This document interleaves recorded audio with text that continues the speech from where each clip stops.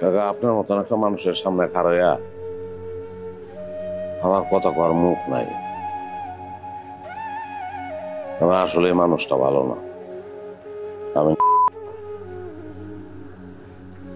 আমার শ্বশুরে আমার সম্পর্কে জানতো না দেখা তার বড় মায়েরারে আমার কাছে বিয়া দিচ্ছে।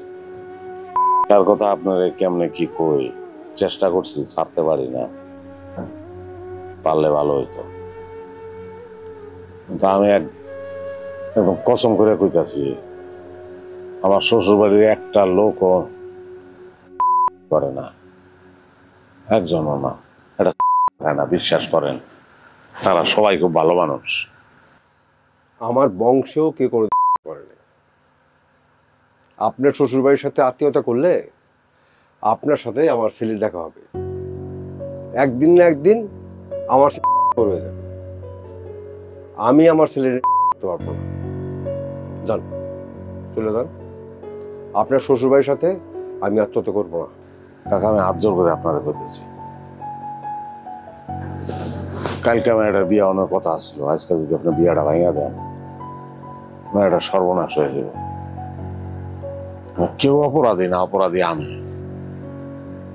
আমি ওয়াদা করতেছি ওই বাড়িতে আমি যাবো না। তারা আমার বইলেও দিছে আর আমিও কই আইছি আমি আর যাবো না কোনোদিন। আর আপনার ছেলের সঙ্গে আমি মিশবো না কোনোদিন, ওর লোক আমার দেখা হইব না। বিয়াটা ভাঙেন না। এই বিয়াটা ভেঙে গেলে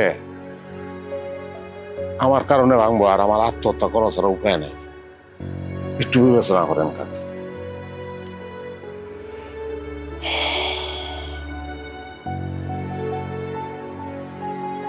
কি করছ?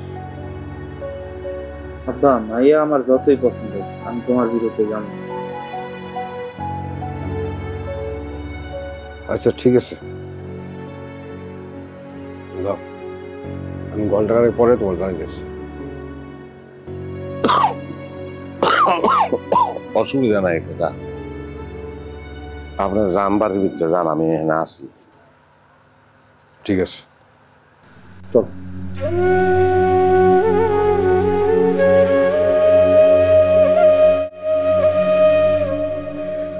মহসিন, বৌমা, মোমেনা, কি হইছে?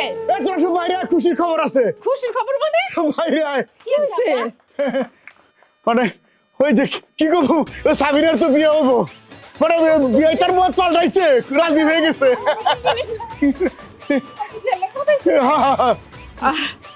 কি যে চিন্তায় আসছিলাম। ও মহসিন, মালারে আনতে যাবি না? আম্মা খবরদার এই ধরনের কথা মুখে বলবা না। বুবু আইবো না ভাইজান?